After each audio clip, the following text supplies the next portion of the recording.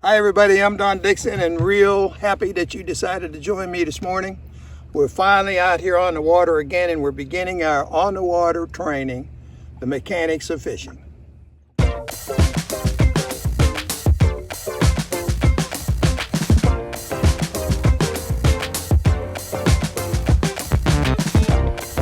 Morning everybody, I'm Don Dickson. I want to thank you for joining me this morning. We're back out here on the water.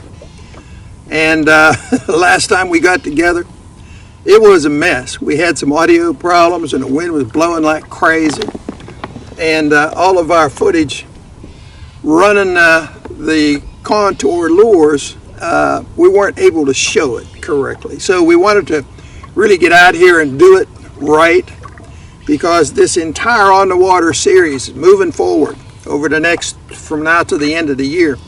We're going to be talking about the mechanics of fishing. The mechanics of fishing being trolling and casting. We're going to really dissect it to trolling in the shallows, what we call pattern trolling, when we're actually pattern trolling a structure that we may have marked off, and then finally following deep break lines, which will really produce you a lot of the big fish that we're looking for. So there's three different types of mechanics involved when talking about trolling. And I really do more talk about the trolling than the casting because nobody else teaches trolling. But about everybody that ever been fishing knows how to make a cast. Now we're going to dissect it a little bit and show all the different little sort of procedures for casting. We're going to do all of it. But today we're beginning with contour trolling, which simply means we're going to take the first three size of spoon plug, which go from 0 to 9 feet, and we're going to start eliminating water. And we're going to do that by following the contours of the lake bottom. We're not going to be fishing structure. We're just going to be following contours, not a break line, but contours. And like we showed last week, only reason I ran that tape was we ran into that school of hybrid stripers. And it's exactly the same as running into a school of largemouth. A guy wrote in this week and said, hey, I really enjoyed that video the other day. He said, but I hope you're going to be showing, the correct ways of trolling and going about doing that to find a largemouth bass. So obviously he missed my point, and I want to clear it up for him and everybody else. We fish one way all the time. When we go out to a lake, I don't care if I'm fishing for bass, walleye, northern pike, muskie, stripers, whatever it is, I fish exactly the same way. And when you arrive at the school of fish, especially when you arrive at the school of fish in deep water, nothing's any different than what happened last week. Now, we didn't show every fish. We caught somewhere between 35 and 40 fish in about an hour and 15 minutes. And it's no different with bass or any other species. We do the exact same thing, which is to go through the elimination process with eliminating the shallows, and then locating structure, marking off, interpreting structure, fishing structure to as deep as we can read that structure, and the mechanics that are involved doing that. So as we go out here today, I'm not necessarily looking to catch a fish. I'm looking to train you on running the shallows and how to contour troll.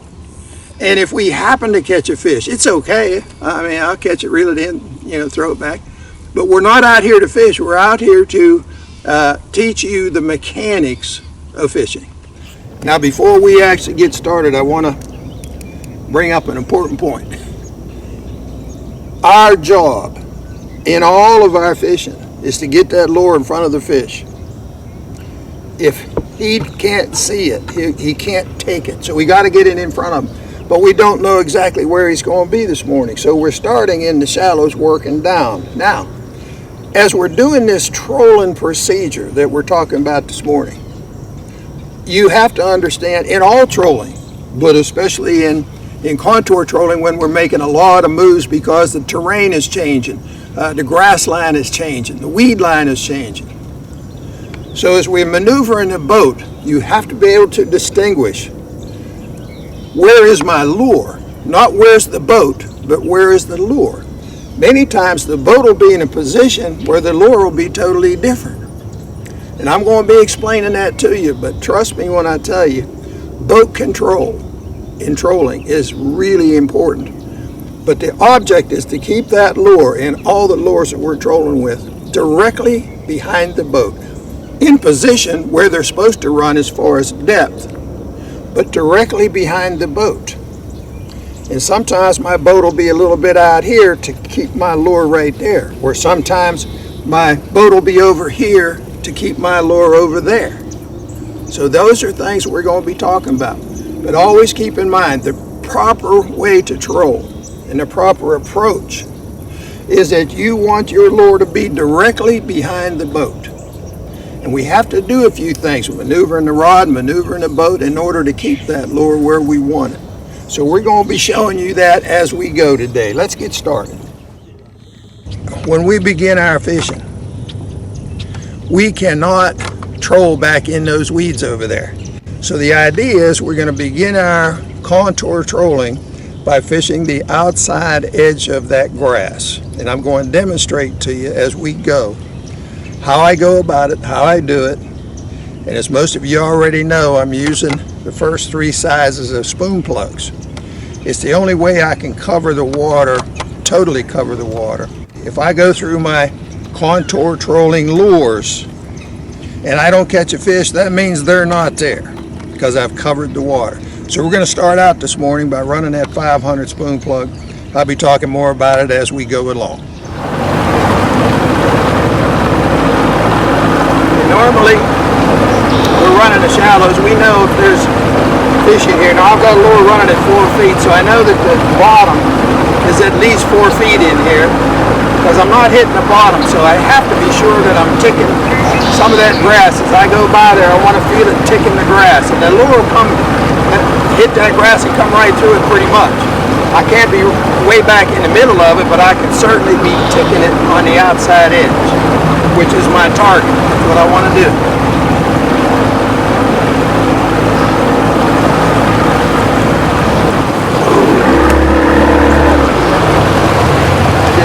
Pick that. Now, if I'm turning a little bit to the left, you notice I hold my rod up. Again, that's a maneuver when I'm on the inside of a turn. That will help me keep my lure in behind the boat. I don't want it going out there in the middle of the lake when I'm making that turn. So, when you're fishing 2 people in a boat, the up front rider, when I make that turn, and I'm coming to another turn right here.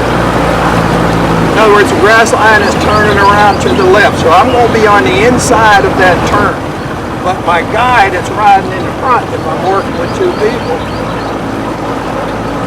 he's going to hold his rod low. And that will allow his lure to track where it should, and mine the same. Now, if you're happen to be trolling a causeway or a dam area, rocky riprap, and it's pretty straight, you won't have too many concerns about making a bunch of turns. And a lot of this grass line down here is pretty straight as well. But when you make that turn, you have to be cautious. You're on the inside of the turn. You hold your rod up a little bit, just until the lure gets in behind the boat again. And when you're on the outside, you hold your rod tip low. Now, sometimes you will see me holding my rod tip up and looking down. I'm checking where my lure is. And when I have to make a severe turn, that's really important because I can't just turn and follow the grass because my lure will cut up into the grass.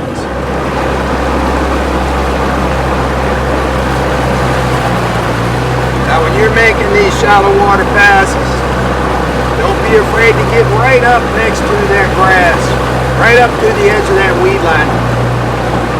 Buck used to always say, if you got a weed line in your lake, that's your new shoreline. If it's shallower than 10 feet, we're running these little lures just like I'm running on this grass line. But if you have a weed line, you got to run it the same way. Now here it turns way out. So So I got to hold my rod tip low, which will force the lure in behind the boat. I don't want to miss any of this. And then when I get out here, I'll check see where my lure is. I'm looking right down my line. Now it's swinging to the left. So remember, I've got to hold my rod up now. See, I'm going to hit the tip of that right there. Bang, bang. Normally, that's where you're going to hit a fish. Not this morning. But we hit it just right. I hope you can see the rod tip and bang, bang right at that end of that thing. And it was because I maneuvered not only the boat, but I maneuvered the rod to help me get right exactly where I had to be. And on the tips of those turns, almost always, that's where you're going to catch the fish.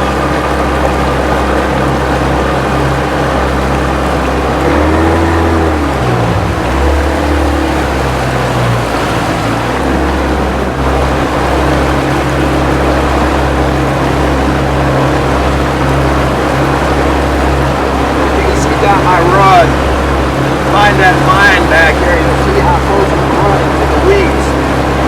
That's where you need to be. Now, I got to the end of that pass, that 500 pass, and we had not caught a fish, and we traveled about a half a mile. So I wanted to go back along the same area, but I had to change off to a 400, and as I did that and started making my pass, I found out that I was right up against the grass line, because it was in fact 6 feet at the grass line.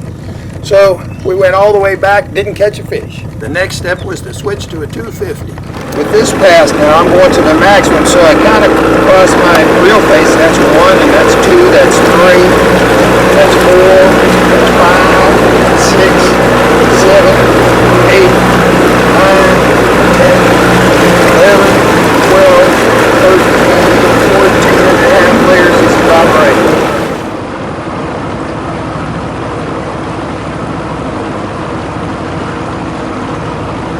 Get me bumping. Bump, bump, bump. I'm free running. Break the boat back in.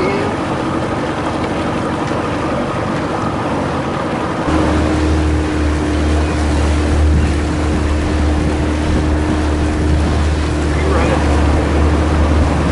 Now it's back to bumping. So again, I angle the boat back out. That's what we call contour trolling. Bump. It starts bumping. Turn the boat out into the lake, but make that turn subtle. Make it very quickly, but you don't overturn the boat. You don't want to get to zigzag. Now you see my lure's bumping real good right now, and that's nice. It's showing me I've got a clean bottom. And right there, oh, right there, a fish took me. I was going to say, it just came free running, went back and bumped 2 more times, and there's a little fish. Now, it is a little fish, but that's what happens if you're not working structure. You just contour trolling. I was down to the 250 water here, and I'm just bumping, free run, bump, free run, and not paying any attention. We know we're fishing in a Florida type lake, and we have one-sided bars that we fish down here. That's about 95% of where we're finding our bass. But a good way to find an area of a lake that has some bass, you know, like I say, when we're fishing the shallows, normally this couldn't be better. This is what we end up catching. Little guys. Just little stinkers. But it tells me I already had a sneaking suspicion, because when I started bumping, it was clean bottom. And that gave me a clue that I probably have something in this area. We know we have some deeper water out here. It's not real deep, but about 16 feet. But when that lure started bumping clean, my wife knew. I had a smile on my face because she expects something, but this is normal. I'm glad we caught a little fish here this morning, because it makes my point. When we're fishing in the shallows, most all the time, this is what you catch, little guys. We're going to put her back, but we're going to reverse that pass and see if that fish was alone or not, and then I'll explain something to you.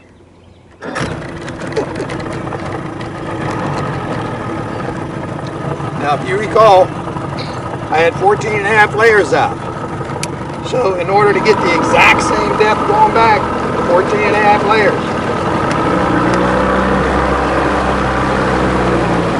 2, 4, 8,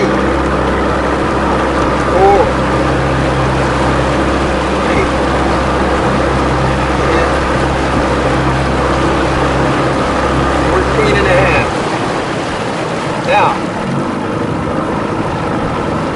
when it was bumping, I was in 9 feet of water, because that's the maximum depth that I can really get with this 250. So right now I'm free running, I'm moving in, angling the boat in. If you can see my rod tip, I hope you can. It's just it's vibrating. It's not bumping the bottom. But when it does bump the bottom, you'll be able to see it. Just watch my rod tip, free running. I'm still angling in towards that grass line.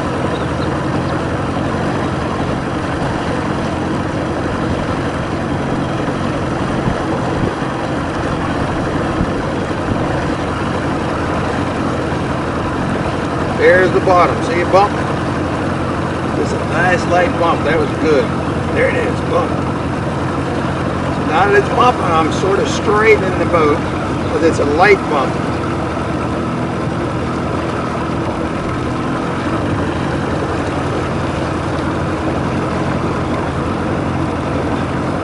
I'm going to maintain this angle because I'm free running again. Now I'm going to angle the boat back in. I got to have that lure bumping, so it's telling me what depth of water I'm in, and it'll start bumping again. So if you're doing a good job, you're never going to be too far off where that lure is supposed to be. But this is where you separate the people that are dragging lures behind the boat, got the rods in a rod holder, and those who are really professional trollers. They're feeling the bottom, they know exactly what's going on down there, they know where the lure is. Every once in a while if you get a little leaf or something on it, you just have to do that. Normally the spin plugs clean themselves right off. Now I started free running again, and I'm getting closer and closer to that grass line. So I know I've got a little deeper water swing in here.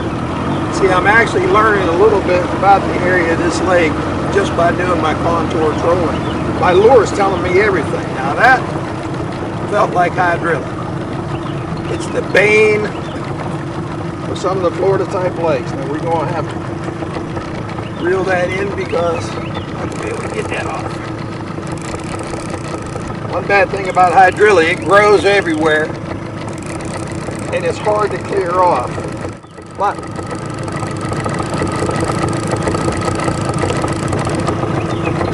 that's what hydrilla looks like.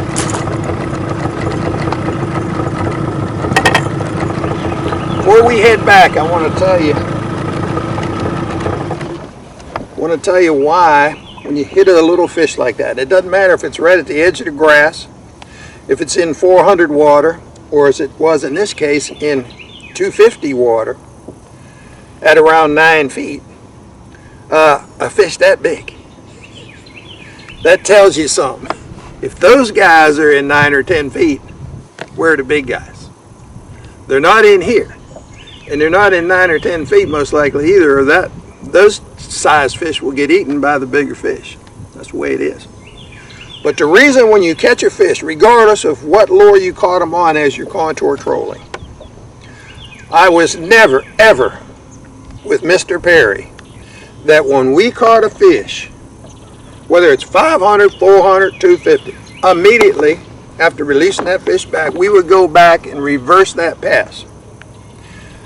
Most of the time with two of us in the boat, we'd just change rods and have two different lures on and go back to that spot where we caught that fish. If we caught a second fish in that same exact area, that's when we go to shallow water casting, which I'll demonstrate another time. But you should always go back and repeat a pass where you caught a fish. And you don't wait half hour to do it, you do it immediately. If you do not catch a second fish, that's when you return on your original path. Hey everybody, that's it for today. I want you to be sure to join me the next time, however, because I'm going to be continuing this discussion on contour trolling. I want to show you the procedures for trolling deep weed lines. And in addition to that, my wife's going to be showing you the secrets of being a good front of the boat troller, and she knows how to do it. So be sure to like us on Facebook as I close today, follow us on Instagram, and subscribe to our YouTube channel if you haven't already done it. Thanks again for being with us, and we'll see you the next time. But it's what we do. She lifts her rod up to come around that point. Hopefully we did it just about right. Sure. Say thank you, man. Thank you, Fishy.